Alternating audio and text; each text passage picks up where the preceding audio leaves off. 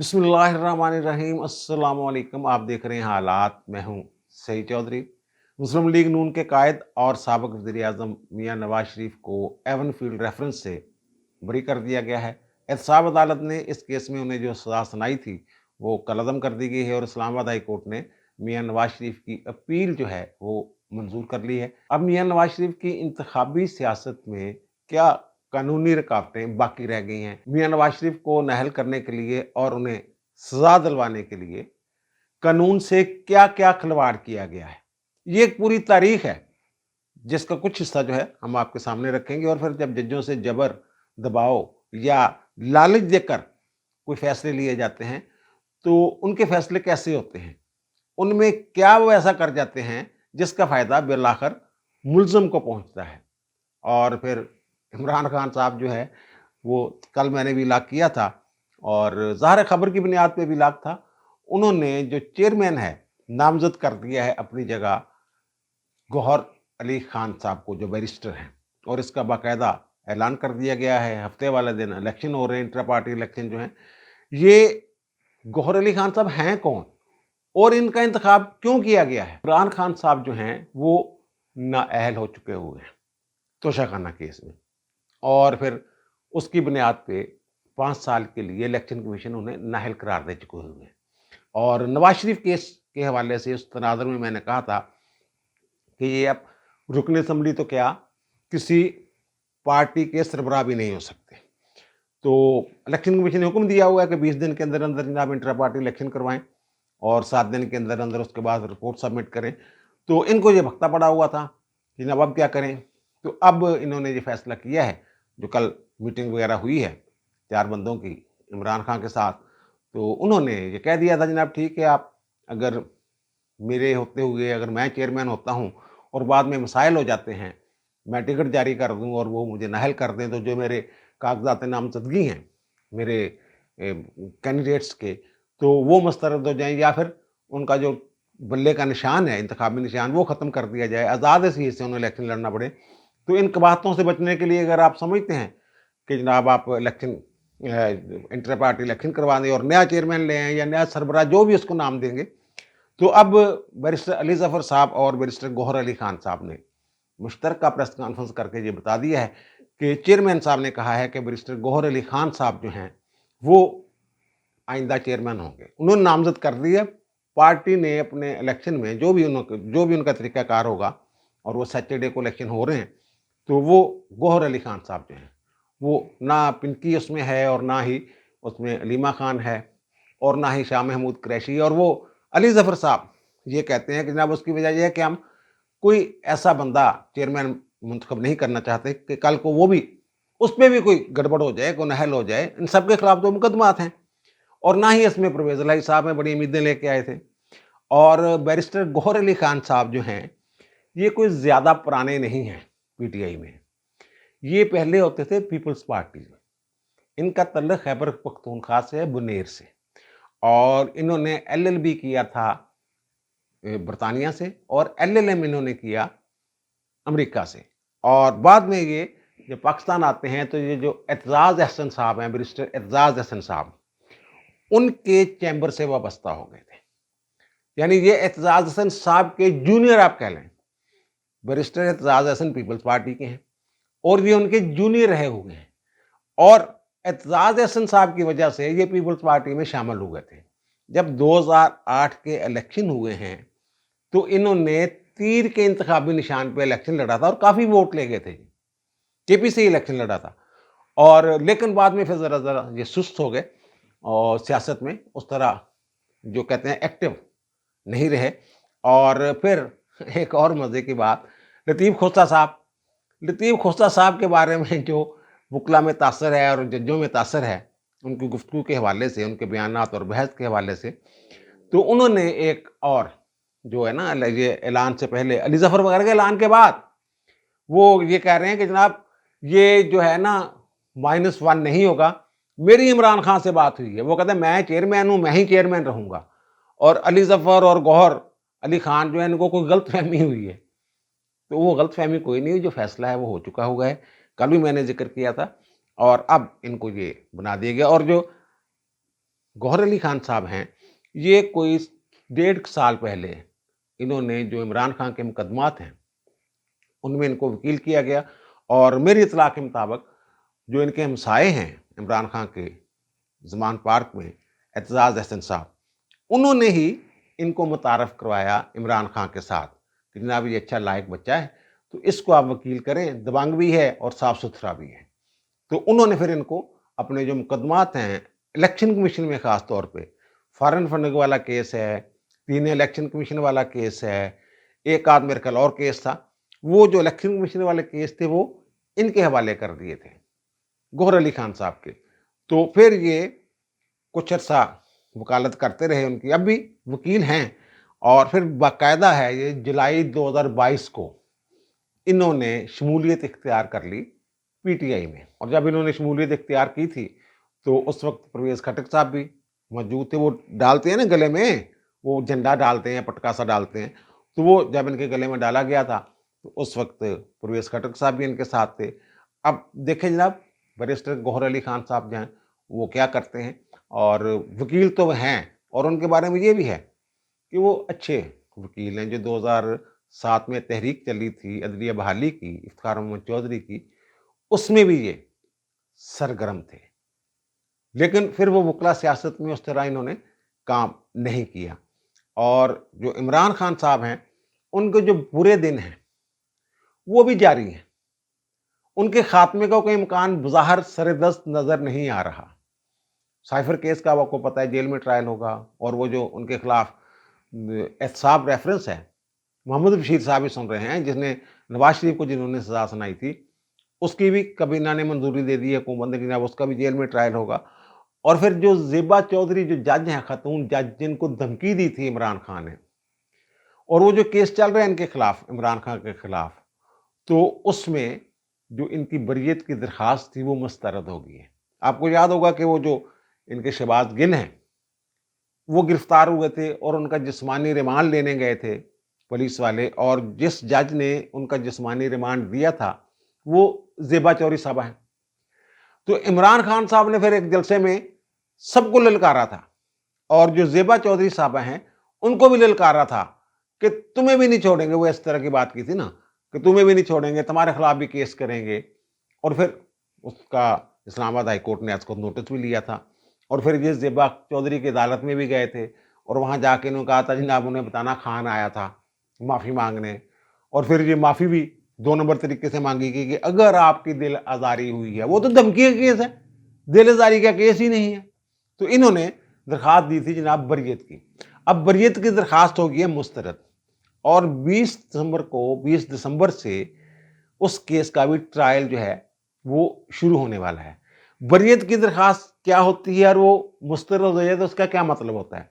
बरियत की दरख्वास्त ये होती है कि जनाब अब तक जो शवाहद सामने आए हैं या इस्तगासा जो शवाहद लेके आया है, उसकी बुनियाद पर मुझे सजा नहीं हो सकती।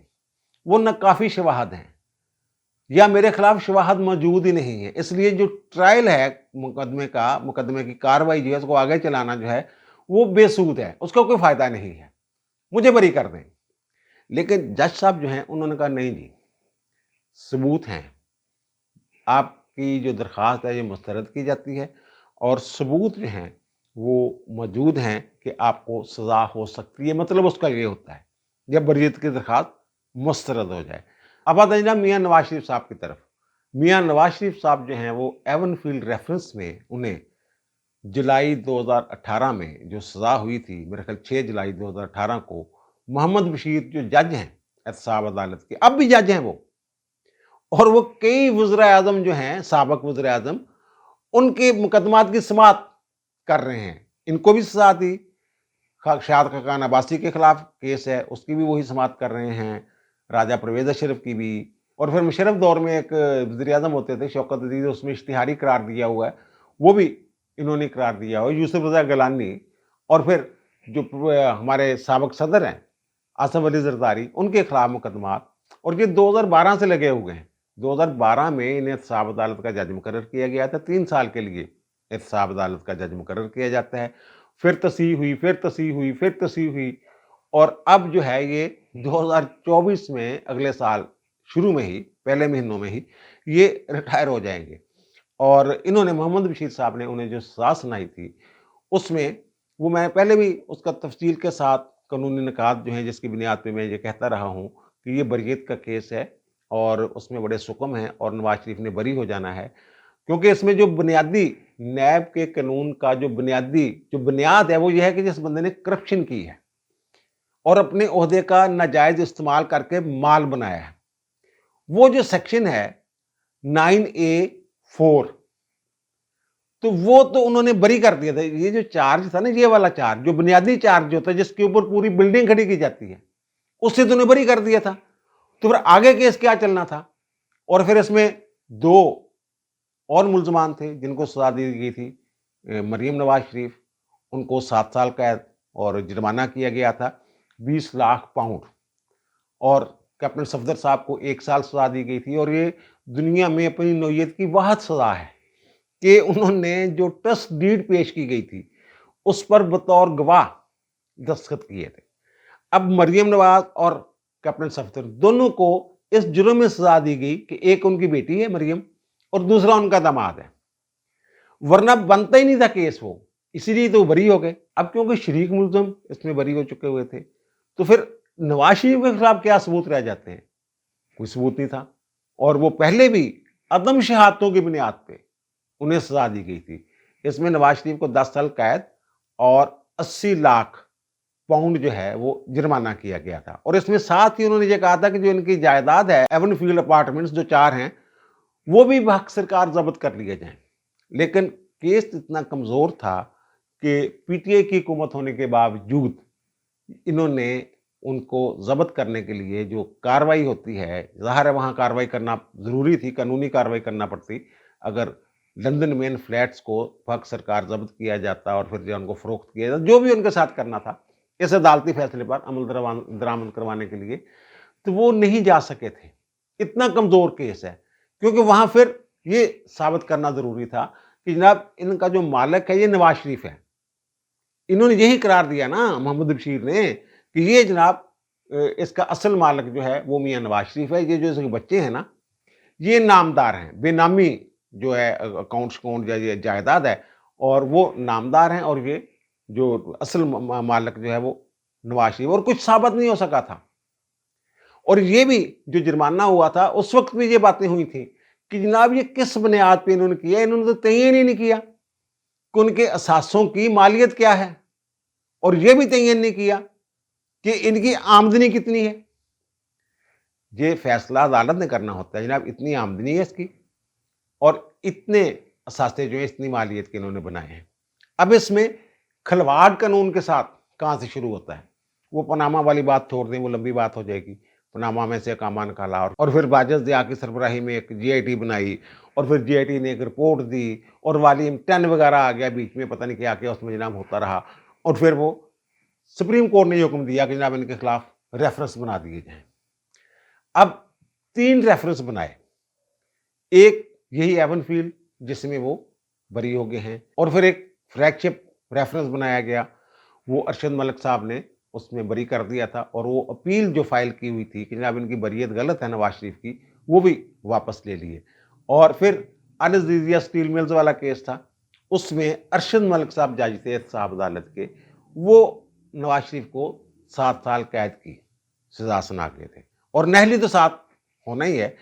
تو وہ جو میں ذکر کر رہا ہوں نا کہ اس کھلواڑ کیا ہوا، یہ ناجائز اثاثوں کا جو کیس ہوتا ہے، کرپشن تو ثابت ہی نہیں ہوئی، صرف یہ تھا کہ جناب انہوں نے جو ان کے جو اثاثے ہیں وہ ان کی آمدنی سے زیادہ ہیں، اور یہ جو زیادہ آمدنی ہے یہ کرپشن کے ذریعے انہوں نے یا کسی اور طریقے سے غیر قانونی ذرائع سے حاصل کیا، اس سے تو بری کر دیا انہوں نے۔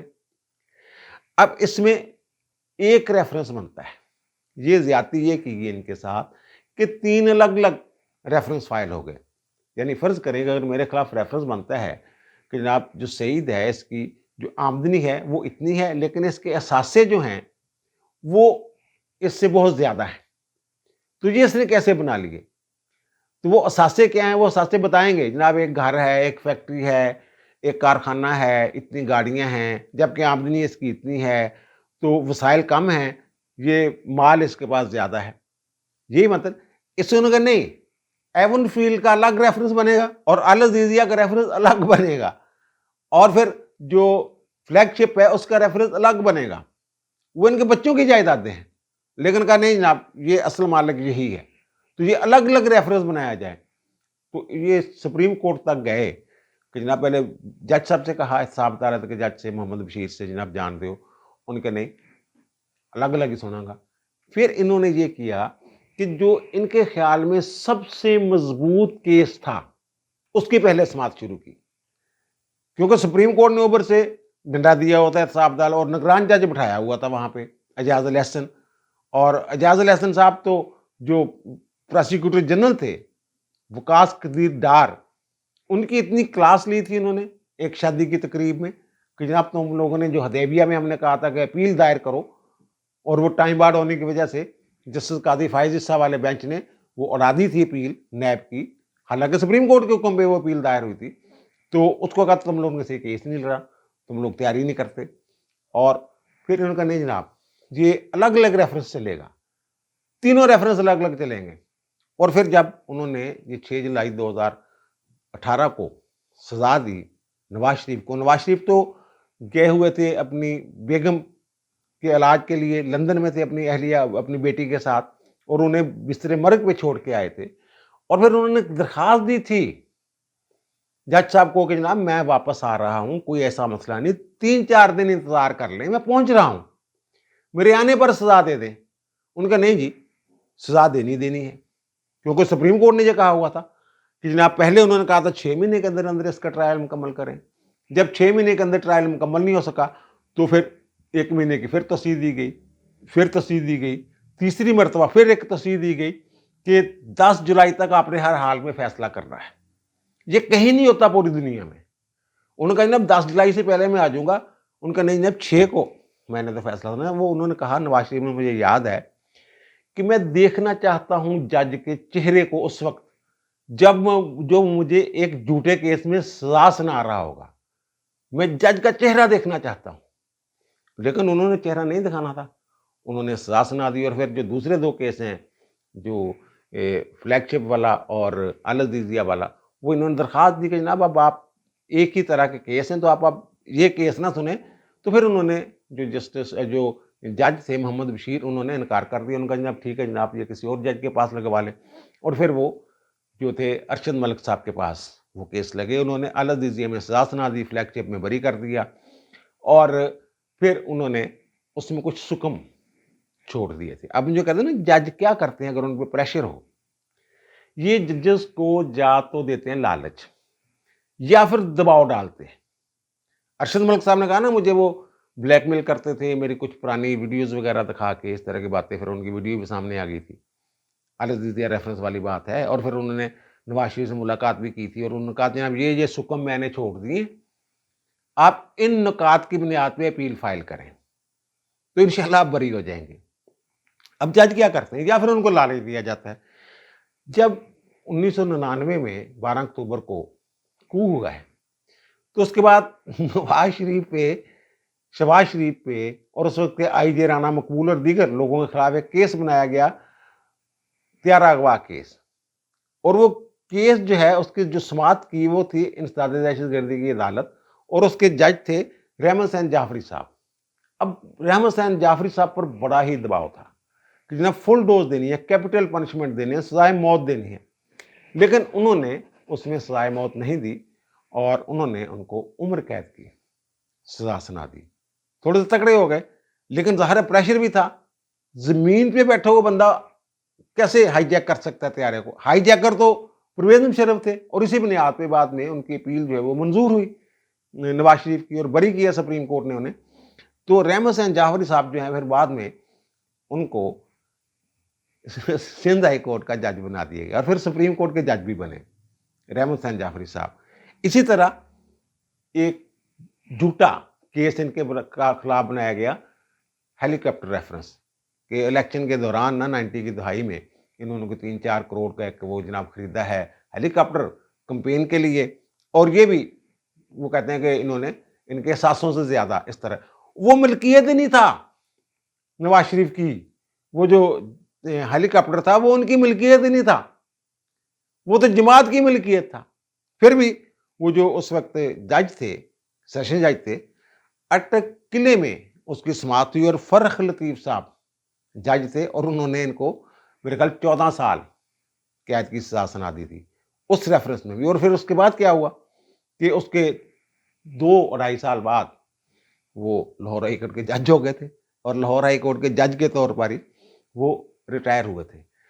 अब मेरी लाहौर हाई कोर्ट के एक साबिक चीफ जस्टिस से बात हुई और वो सुप्रीम कोर्ट के भी जज रहे हुए हैं, तो उन्होंने मुझे कहा कि वो कहा मैं अपने तजर्बे की बुनियाद पे ये बात कर रहा हूँ कि जब पुलिस वालों पर दबाव होता है, जब वो बहुत ज़्यादा माल खा जाते हैं पुलिस वाले, वो भी, और जब जज पर बहुत ज़्यादा प्रेशर होता है, तो वो ऐसा फैसला देते हैं कि उसमें सुकम छोड़ देते हैं कि आगे जाके मुल्ज़िम जो है वो बरी हो जाता है। वो कहते हैं मेरे जो सीनियर जज थे वो पुलिस फाइल नहीं पढ़ने देते थे मुझे, लेकिन मैं पढ़ता था, क्योंकि मेरा ख्याल ये है, वो अपने तजर्बे की बुनियाद पे ये बात कर रहे हैं कि जो पुलिस वाला अगर पैसे भी लिए गए वो ये चाहता नहीं होता, पैसे उसने हजम करने होते हैं, चालान कर देता है, लेकिन वो चाहता ये है कि वो मुल्ज़िम जो है उसको बेगुनाह सजा ना मिले, खासतौर पर जो संगीन जराइम के मुकदमे। वो कहते पुलिस फाइल से कोई ना कोई ऐसी चीज़ मिल जाती है।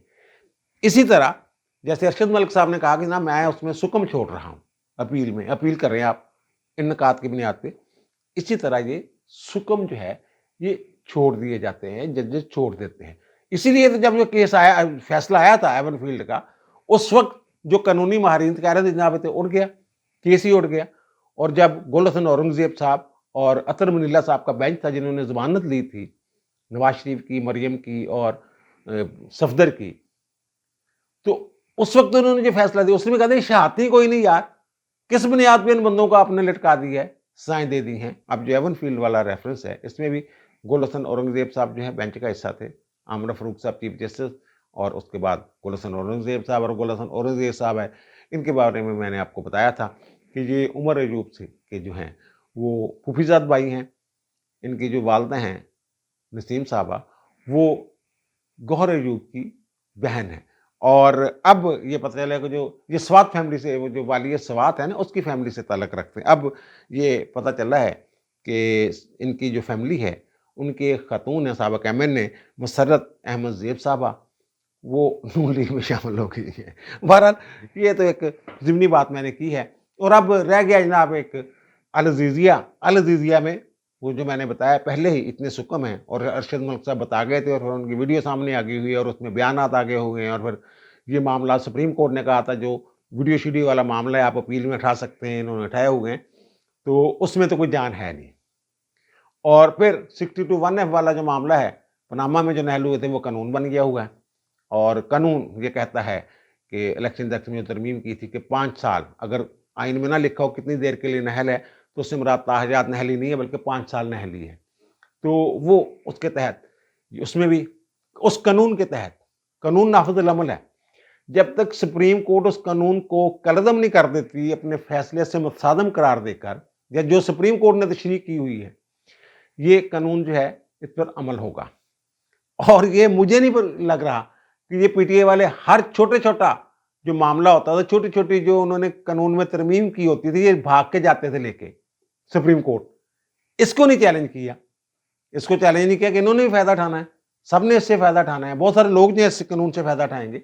और अगर सुप्रीम कोर्ट में चला जाता है, फिर वो ज़ाहिर को सुप्रीम कोर्ट ये कह चुकी हुई है पहले भी एक फैसले में, supreme court practice and procedure act वाले में, कि उसको कानून साजी का मुकम्मल इख्तियार है। ये आइन से मुतसादम तो है नहीं, आइन में तो नहीं लिखा हो कि ताहजात नहली होगी। और फिर जो एहतसाब अदालतों के जरिए जो इंतकाम का मैं कह रहा हूँ ना, कैसे इनका रगड़ा निकालना था उन्होंने, आपको याद होगा कि गुलजार अहमद साहब चीफ जस्टिस थे और उन्होंने एक हुक्म जारी कर दिया कि जनाब 120 नई एहतसाब अदालतें बना दी जाएं, और इन सबको PTI वालों ने, जज साहब ने कहा, PTI वालों ने सबके जितने भी सियासतदान हैं, छोटे मोटे, शरीफ फैमिली के और जरदारी फैमिली के और दीगर, सबके खिलाफ रेफरेंस तैयार करके रखे हुए थे, नोटिस भेजे हुए थे, छोटे मोटे केस। और PTI ने अक्टूबर 2020 में ये फैसला किया कि जनाब 30 नई एहतसाब अदालतें बनाई जाएंगी, اور پھر انہوں نے یہ بھی کہا، یہ بھی کیا کہ ان عدالتوں میں ریٹائرڈ سیشن جج بھی لگ سکتے ہیں۔ 3 سال کے لیے اگر ریٹائرڈ سیشن جج کو جو موقع مل جائے تو پھر وہ جو میں نے پہلے کہا ہے کہ وہ کیسے پھر سائیں نہ دیں گے، اور پھر اگر سائیں دیں گے تو کیوں سکم نہیں چھوڑیں گے۔ اس طرح سر اس ملک میں ہوتا رہا ہے، اور اب جو سرخرو ہوئے ہیں، اور انہوں نے کہا ہے، وہ پہلے بھی یہ کہا کہ اللہ پہ جب یہ کہتے تھے نواز شریف کو میں نے اپنے سارے معاملات اللہ پہ چھوڑ دیے، اس وقت بھی ہم نے کہا تھا کہ جناب اللہ انصاف کرے گا، اور انہوں نے باہر نکل کے یہی کہا ہے کہ اللہ کا شکر ہے، میں نے اللہ پہ معاملات چھوڑے تھے اور میں سرخرو ہوا ہوں۔ اب دیکھیں آگے کیا ہوتا ہے، الیکشن میں کیا ہوتا ہے، کیا صورتحال بنتی ہے۔ اب دیجیے مجھے اجازت، انشاءاللہ دوبارہ ملاقات ہوگی نئے ویلاگ کے ساتھ۔ اللہ تعالیٰ آپ پر، مجھ پر، ہم سب پر مہربان رہے۔ اللہ حافظ۔